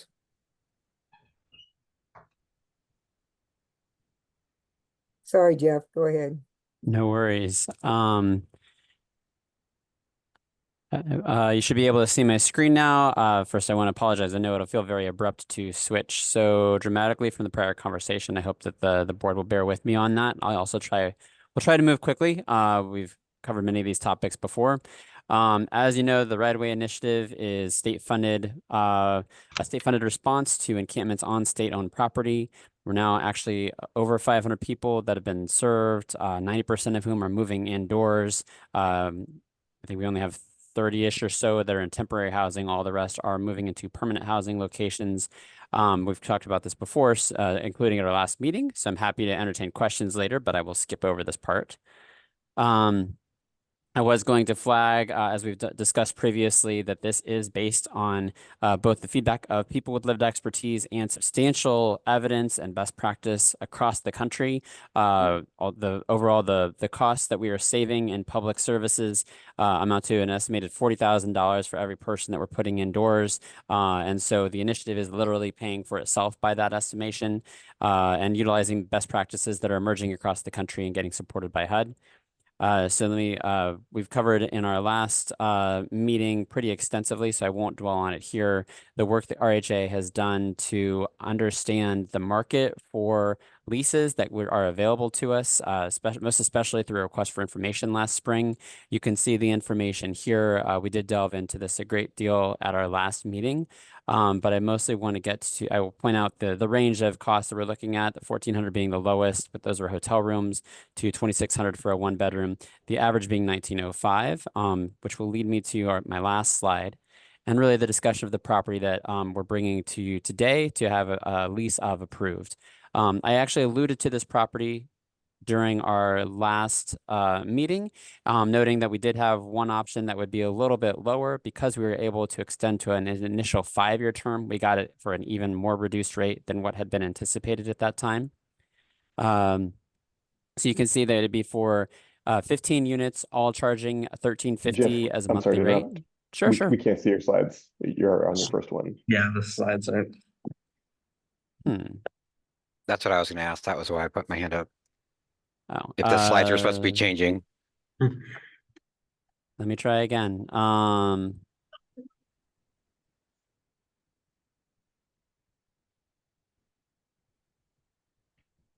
won't do presentation. Are they changing now? Yeah, it says right away initiative. Yeah, now evidence and lived experience. Yep. Yes. Okay, great. I'm not sure. Rental market analysis. And then here's the proposed lease. Yeah. So apologies. I think the key thing I was pointing the board's attention to was our rental market analysis. There's numbers on there. This was in your packet that was provided last week. For reference, it was the 1905, the average cost per unit that our RFI was finding that aligned with prior fair market analysis. And then you should be able to see now the proposed lease terms. Is that on screen? Yes. Great. Thank you for your help there, everyone. This is a property that I actually alluded to the last time I presented to you all. It would utilize close to the remaining amounts of money that we anticipate available for the master lease of permanent housing units for this initiative. It's 15 units. By offering a 5-year initial term instead of a 3-year initial term as discussed in our initial RFI, we actually got a lower amount, $1,350 per month per unit, than the $1,500 that was initially offered. There is a set utility payment for units of $150. That includes internet as well. That's why that amount is so high. I will flag that this is only part of the building. There's 25 units in the building. So we are paying just for the rooms. We're not paying for common areas like hallways or community space, anything like that. This facility is also already staffed during daytime hours, which impacts in a positive way the kind of staffing that we would need to pay for to make sure they're providing the level of 24/7 support and services and safety for residents, combined with the case management and housing stabilization that we offer. Also, the units are fully furnished, so it saves us the cost of having to purchase furniture for the units. Otherwise, the terms and conditions mirror exactly, mirror, I should say, the lease that the implementation board approved at its last meeting. It is the same ownership group as our last term. And so other than removing some things like it's a building they already own, so there was no need to discuss closing dates, very technical items like that, the primary terms and conditions are all the same. And obviously the key things that we would want to discuss here are all outlined on the screen. So I'm coming to you today to seek the board's approval to the board's authorization for RHA to enter into a lease agreement that broadly aligns with these terms.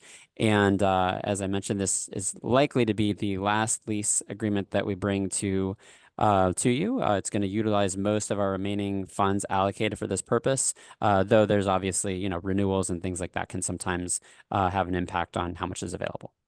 So I'm going to stop sharing so I can see folks, but I'm happy to put slides up. I apologize again for the confusion, and I'm happy to answer any questions.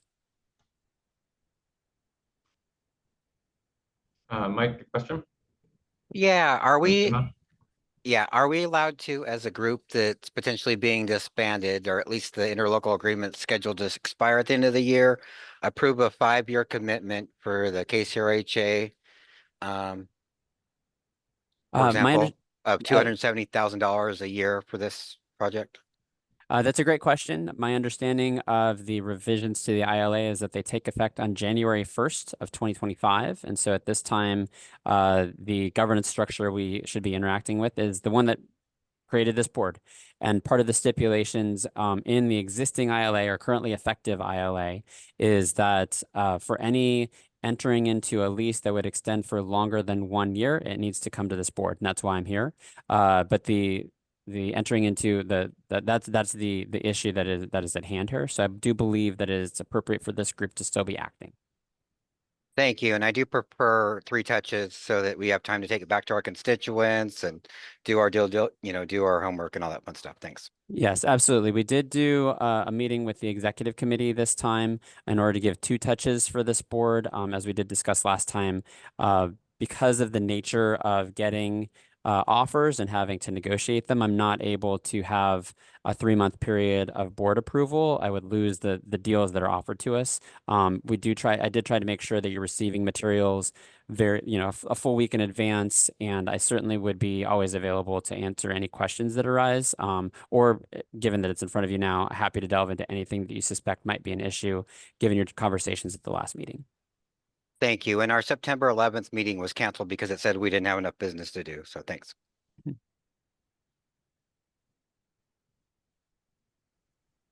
Okay. Jaja and then Sima, or Sima, go ahead, Sima. Yes, Simmons first. Okay, thanks, Jaja. So actually, I'm excited about this. I'm excited about in favor of it. The thing that the issue that it brings up is that under our new ILA structure, one of my worries is that if the governing board is not meeting frequently, how will you make sure that these kind of things occur in a timely fashion? You may not have an answer now. I just want to flag that as a concern on my end, that you are able to pursue contracts, rental properties, leases, et cetera, like this in the future when you don't have a board that's meeting monthly. That's a great question. Mr. Clerk, I might look to you for some assistance in a moment. I don't know if the authorization of lease terms extending for more than 1 year was carried forward in the new ILA. If you could confirm that, that'd be helpful. I will also highlight that we are at the point that I do know that the new ILA does let's say exempt. It says something about existing initiatives or something like that when saying that board approval must be sought for interactions with housing, essentially. So I think that that's understood that this initiative would be continuing, and because this is the last master lease that I anticipate bringing to the board at this point, based off the resources that we currently have, obviously new appropriations or changes in cost, changes in market rates could change that calculation. But at this point, we're not looking at another one other than I previously mentioned that this property could expand to 20 units. So we would bring forward a resolution modifying the lease to be 20, not 15. But otherwise, I'm not sure that there would be action for a board to be taking several months out unless we have a new appropriation from the state, which obviously we are hopeful might occur. Jaja, then I have just a quick curiosity I want question. to say, Jeff, kudos. I mean, $13.50 for a 1-bedroom. Are you kidding me? In Seattle, that does not happen. So, yeah, I'd say go ahead and get that as quick as you can. That's all I want to say. Yeah, and thank you. I agree, Jaja. I hope that everyone, I know I was a pain about this last time. I hope you understand that I completely support this program. I just want to make sure that we're getting a good deal so that we can do as much of it as possible. So hopefully that was always clear to everybody. And this does look like a better lease rate, and I think that's That's awesome. I was curious about sharing the building with another group. Is it a different kind of service provider that's running that? Is it a similar population? And will we have that same service provider providing services to the KCRHA row people, or just can you just explain a little bit about how that will work? Yeah, happy to. We will continue to utilize, so we have an agency that we contract as our case manager, housing stabilization and behavioral health supports. That's Lifelong for All. And then we also have a property management agency. We are also currently competing to renew that contract. And so we have a public competition right now for our property management services. But we would utilize both of those contracts in the same way here that we have at other locations, particularly the work with Lifelong. And to the population that is already in the building, it's actually other homeless services agencies that are utilizing at least, I guess I can't say with certainty all 10 other units, but at least 5 of them. That's why I know that a term is ending, that we are likely going to be, have the option, not with certainty, but have a good chance of having the option to take over for a different agency. So it is a building that is accustomed to serving people who have recently experienced homelessness and understands how to manage with that. And the property management firm that we utilize is also that happens to be the daytime staffing that is already utilized by the building owner.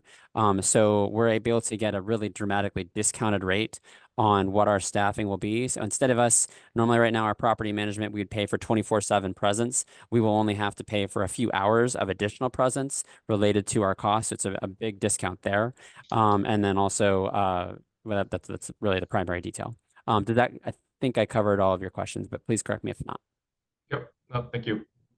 Mike and then Simhan, and then we'll move on after that, if that's okay. Yeah, thanks. I wanted to make sure everybody went before I went again, but it looks like nobody else except for Simhan. What happens with it? It looks like you're getting $16 million a year from the right-of-way stuff from the Department of Transportation. Is that guaranteed? I know we've heard about pretty big shortfalls in the Department of Transportation and the legislature. So what happens if that number drops, for example? That's Thanks. a great question. The funding that we receive, our $16 million, is in the state's annual operating budget. It's actually in the Department of Commerce, not in the Washington Department of Transportation. To demonstrate its commitment to providing permanent housing and give us assurance that we could proceed with this kind of work, Commerce even began by giving us a 3-year contract that they have continued to modify as they add funds to it. But it is very clearly established that we're operating permanent housing that has those ongoing commitments. And because it's in the state operating budget, our anticipation is that the funding continues for the foreseeable future. Sure, thank you. And I guess the right-of-way steps through the Department of Transportation, but the Commerce does the money part. Makes sense. Thanks. Jeff, I just had a quick question or a request from, well, actually for leadership generally. The right-of-way work, like the emergency housing voucher program, there have been several really effective and ambitious programs KCRHA has embarked on. My request is that analyses of these, both the successes and challenges, get published here in the nearish future. We've been operating them for a while, and if sharing these kind of white papers is helpful both locally but also for our partners in other cities. So I would ask that we make this public. Yeah, if I could even spin that into a request for all of our academics that are out there. Every person that's in this program is in HMIS, so we have every single person, and so you could track in a variety of ways, do some very interesting analysis on the outcomes of individuals, things like that. We'd love to partner with agencies like that. I do know that we operate at a 6% overhead rate, so the ability to do that kind of work in-house is not realistic. We don't have the kind of staffing that kind of work and research takes, but partnering in that way and having set up our data infrastructure to make sure that we can provide that kind of support and collaborate there, we would love to do that kind of approach. And we also have routinely put out press releases and blog posts, things like that, highlighting, as resolutions are undertaken. We frequently have 100% of the individuals at an encampment move indoors. And so I think that it's, we try to make sure we're really highlighting the success that it's had. Okay, great. Is there a motion to vote on the resolution to approve the lease? Make a motion that we approve this lease thing at Woo. Resolution 2024-15. Thank you, Austin. I motion that we approve resolution number 2024-50. 15. 15, excuse me. Yep. Resolution 2024-15. Okay, a second? Seconded. Anderson seconds. Oh, sorry. Great. I'll do a voice vote. All in favor, say aye. Aye. Aye. All Mike opposed? D on Mike D on behalf of the lived experience block, trying to use a housing first model. Aye. Thanks, Mike. All opposed? It sounds like the ayes have it.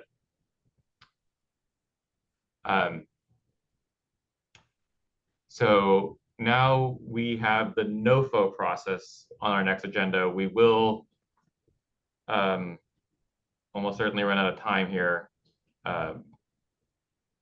Any discussion about modifying our agenda at this I point? move that we extend the time so that we can get to the agenda. Okay. I will not be able to stay here, so Joshua, you may need to take over.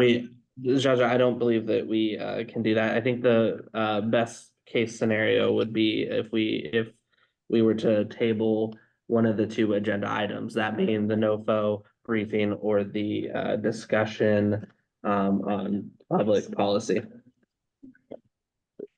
May I, I'd like to make a motion that discussion on sort of the impact of that we had set for the end of the meeting on KCRHA's role in providing expertise and feedback on local legislation be pushed to our next meeting, which would allow us also time to create a proper resolution and make that publicly available and offer it to the other board members. I'll second that, Simone. Okay.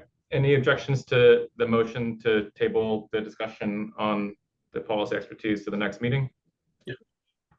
If not, then that will be approved. And now we can move on to the final item for today, which is the NOFO briefing. So that is Kelsey. Kelsey, the floor is yours. Hi, all. Thank you so much. Kelsey Beckmeyer, she, her pronouns. I'm a program performance manager with KCRHA and have been shepherding the NOFO through with KCRHA for the last couple of years. I have some slides prepared that I'm going to share. So give me just one moment while I get them up, and want to confirm that you all are seeing my slides. And please confirm that they are moving forward. Wait, you want to move? Yes, they are moving. Yeah. Awesome. All right. So I will go quickly. We have some time at the end for questions and answers. So ask that you hold any questions until the end so I can get through all of the material. I want to do a brief overview of what the NOFO is, go over rating and ranking, the collaborative application, and then kind of a summary for you all of our next steps as well as the final steps. So first, the COC NOFO, or Notice of Funding Opportunity, is an annual competition to renew all of our current COC dollars that are funded from HUD, as well as apply for new dollars through what is called the COC bonus and a DV domestic violence bonus. This year has had a change in the NOFO process. It is moving to a biannual process where previously we had to renew every year. This year is a little bit different. So this year we will do two pieces. We will submit both the collaborative application and project renewals, and one of those will be for 24 and 25. So the collaborative application that we submit will cover both the fiscal year 24 and fiscal year 25 periods of renewal. We will do project applications that expire in 2025 Those will be renewed this year in fiscal year 24. Project applications that expire in 2026 will be submitted in 2025, but not the collaborative application. So there's a little bit of less work next year. A little overview of our timeline this year. So the NOFO is usually published by HUD in early July. This year it was published in late July. So we have been working on actively completing the NOFO and the local process from July 26th, and it is due to HUD on October 30th. So it's a very fast process. KCRHA, as both the COC lead and collaborative applicant, will submit those two things this year. First, the priority listing, and second, the collaborative application. Some of the COC program priorities that are uplifted by HUD are up here on the board. For sake of time, I'm going to move forward from those, but you all should have the slides to be able to reference. A few of the key dates that I want to share with all of you. August 12th is when we opened the local competition. All renewing and new projects must submit applications for the COC to review, rate, and rank in order to have a final priority list to submit to HUD. So that was opened on August 12th.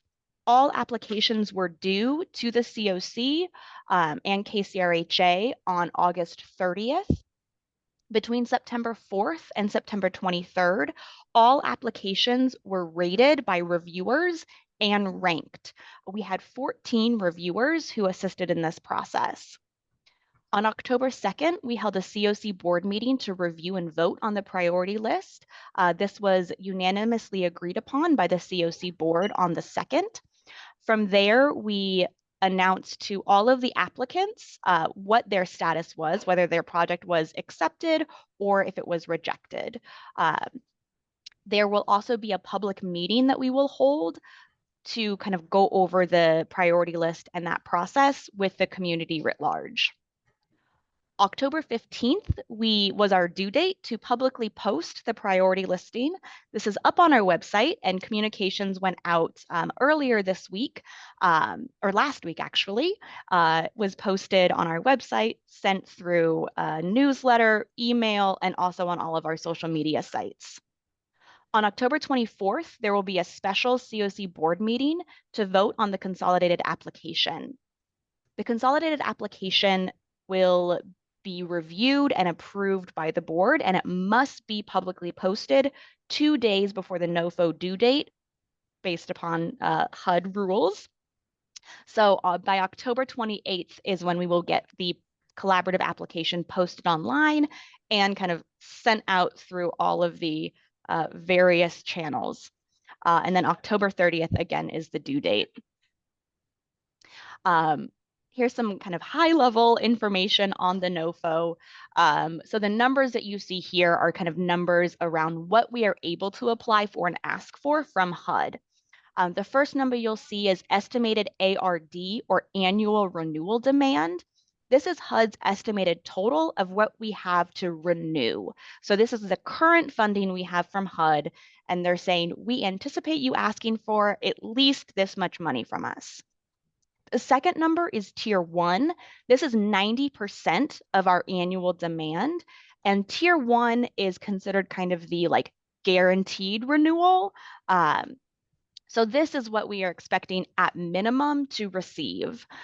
The next numbers, the COC bonus and DV bonus, are new dollars that we are allowed to apply for. So for COC bonus, we have $7.5 million. And for DV bonus, we have 2.6 million. We also have a COC planning grant, and that is 1.5 million. We are able to apply for this every year.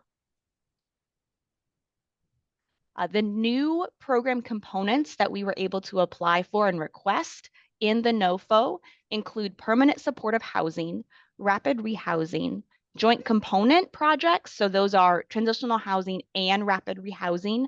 Both must be paired together. We can apply for expanded HMIS funding and expanded support services only for coordinated entry.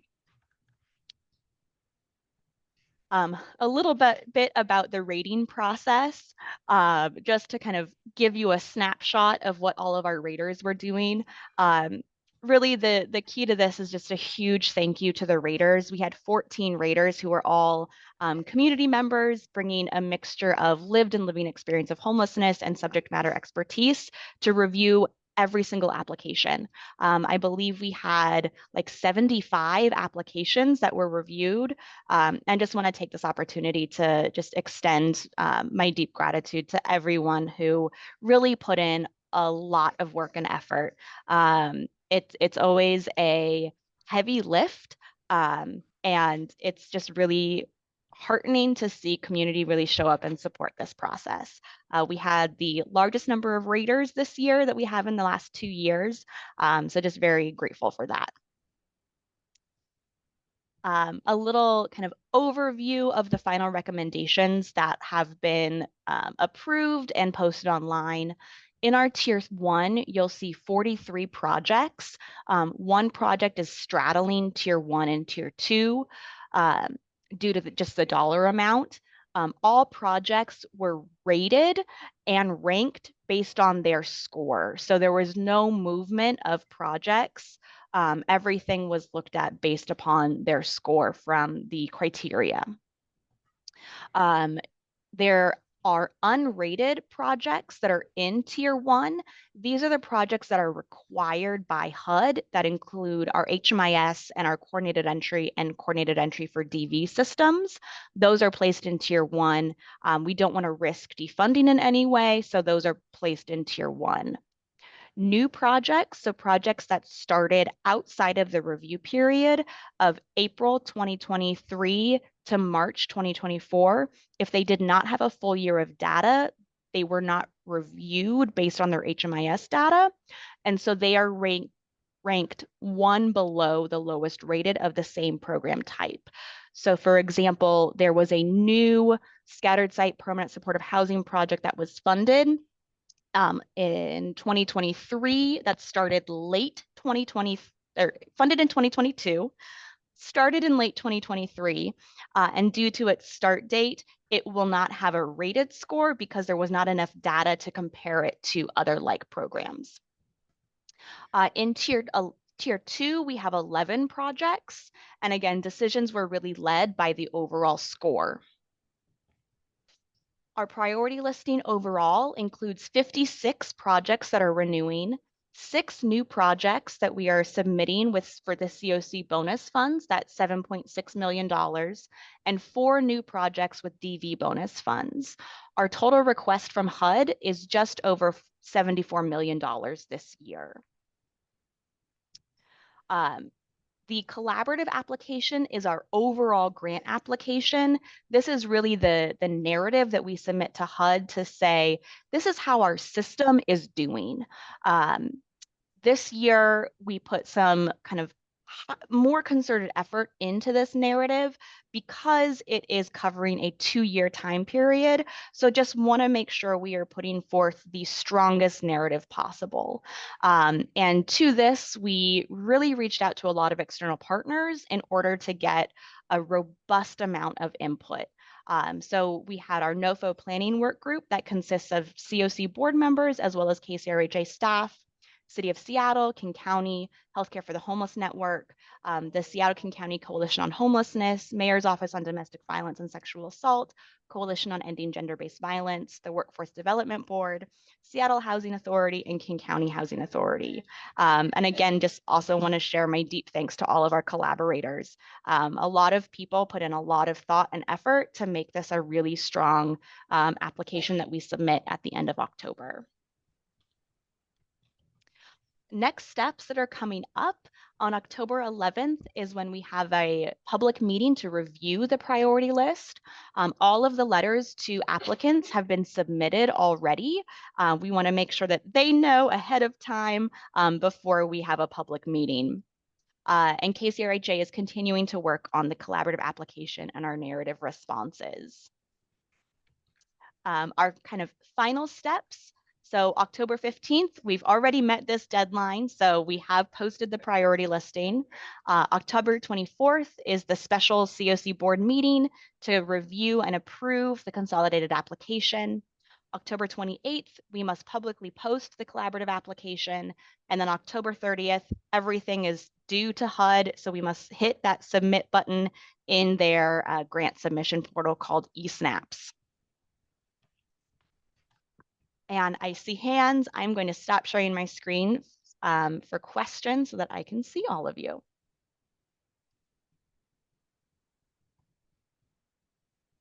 And I see member D. Yes, just real quick. Where's the physical location for your Friday meeting at 10 a.m.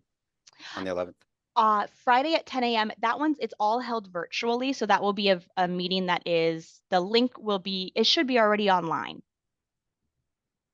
It is. I was just wondering where a physical location was for people who may not have online equipment.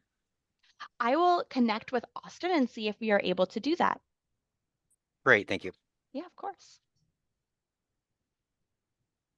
Any other questions from kind of my rapid fire presentation? Yep.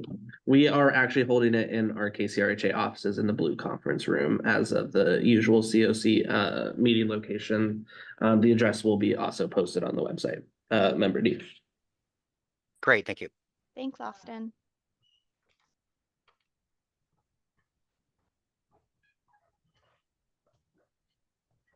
Any other questions?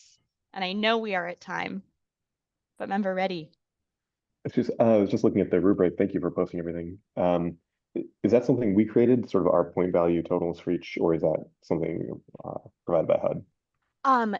Two things. So this is the point values are the HMIS data is what was carried forward from what had been used by our predecessors who were the collaborative applicant, King County and the city of Seattle. And the rating and ranking is also further reviewed by both the COC planning work group, the system performance committee, and then affirmed by the COC board. And that process occurred through probably April through July of this year, with the kind of pause in time that we have of not having to do the collaborative application next year. We do have an intent to do a deeper dive to look at the criteria and the rating criteria as it relates to the HMIS data. We did do quite a deep and thorough review of the criteria that is captured in the written application process. And that was spearheaded by the NOFO planning work group, and then in conjunction with System Performance Committee and the COC board. Well, thank you so much. And thank you to you and the COC board for all this work. They're a great crew. Yeah, thank you guys. We often talk about how KCRHA is just an order taker from the city and the county with regards to their funding priorities, but this truly is a funding source that we have direct influence over, and is the real opportunity for the organization, for the COC, for the various constituents to try and get great ideas to the front and get them funded. So really, really happy we are running such a robust process here, and really hope for a great outcome in this NOFO. Do you need anything from us? It's just an update, right? An update, yeah. I wanted to share kind of what's happening, kind of a little behind the scenes and upcoming for you all to be aware of. Yeah, thank you so much for your time and for having me in this space. Thank you. So following that, I think the only last item is to close. Is there a motion to adjourn? This is Jaja. I motion that we adjourn. Thank you, Jaja. Second?